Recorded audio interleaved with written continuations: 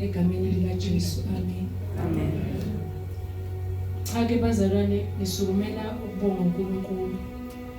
Ngomntwana kaNkulunkulu ngisindisiwe. Uma ngilandwa nami impilo yami nje yayiyihlazo. Ukuthi kwesinye isikhathi kunzima uma phambi kwabantu utshela abantu ukuthi ngineminyaka eyi-33 ngiphila negciwane lengculaza, kodwa uNkulunkulu enzile umusa impilo yami. Angikaze ke bangcwele ngiphuze iphilisi ukulwisana nesifo sengculaza.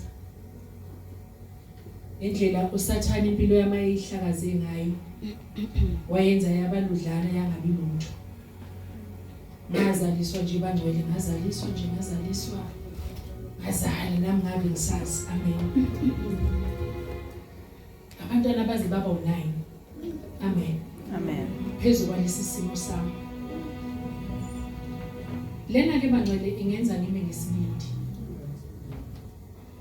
Futhi ngifakaze nesibindi. Amen. Ukuthi ezintweni zonke engangayicela kuNkulunkulu ngadecide ukubonga.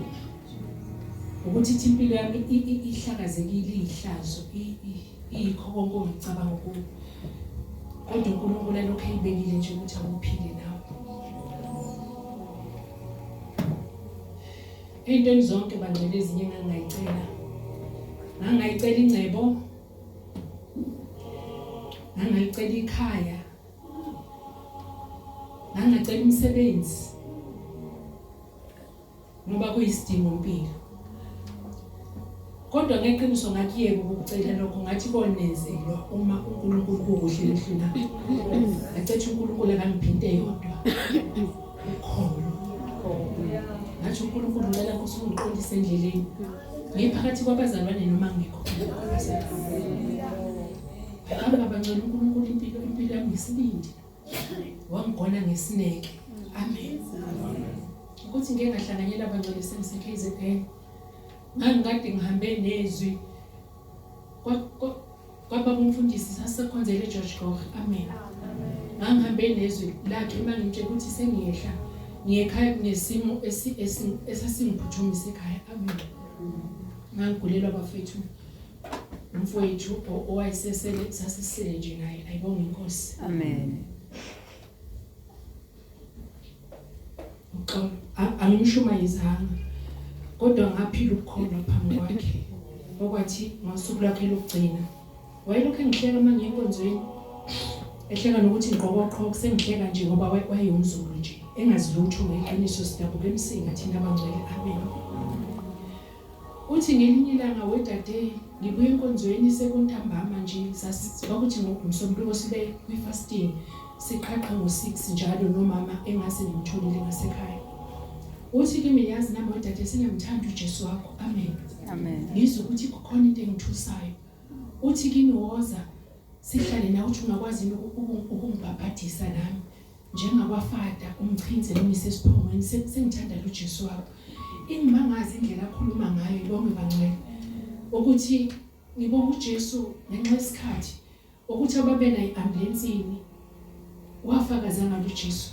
Wathi uyalazi uthando lukama wakho omzalayo, wathi uyalazi uthando lukama wengane zakhe, kodwa akazange alithole uthando olufana nolikaJesu. Ayibonge inkosi. Amen. Ngizobonga nje uNkulunkulu okuthema ngikhonza ngasekhaya. Into yenkazimulo yala ekhaya iya ngokuya ifeda. Ngike ngafika lapho kuzoyiwe enkonzweni kaGudi, ngazibona ngiyikati ehlungwini, ngabona ukuthi okwami akusafani. Amen. Ngabuyela emuva, mangibuyela emuva ngathatha isinqumo ngamtshela uJesu ukuthi hayi Jesu, ngizoke ngihlale nje, ngizoke ngihlale, hayi ngizobuye ngibone enkonzweni. Amen. Ukuthi bangcwele ngezwe ukuthi even uthando ke manje lokukhuleka ngeyikhathi lengivamisa ukukhuleka ngazo lwehla. Sekuthi ngolesine. Ayibonge inkosi. Amen. Ngiba nombono nje sekuzobuye kusekuseni. Ungathi ngivakashele kwamngani wami eBhukeni. Uma ngihleli bengijabulele kade ngathi bengenzela itiye. Sengiphosa amehla ami nje phezulu ngibuka amafu ayahlukana ayagijima kodwa ayahlukana bese kuvela nje umfanekiso engingathi okaJesu ngokubona kwami encwadini ngizwe kugcwele into engakwazi ukuyichaza ngaphakathi kwami kuqubuka into engakwazi ukuyichaza ngiphumele phandle ngimemeze ngithi we bantu nonke nangu Jesu we bantu nonke ngizwe ukuthi izwi lami alikhona ukufinyelela la ngifisa lifinyelele khona amen sengikwenzile konke ngabuye ngabheka ngabuye uthi ke kimi ke umkhonza kanjani ubamemezela kanjani abantu ukuthi benze kimi uhleleni endlini eshisayo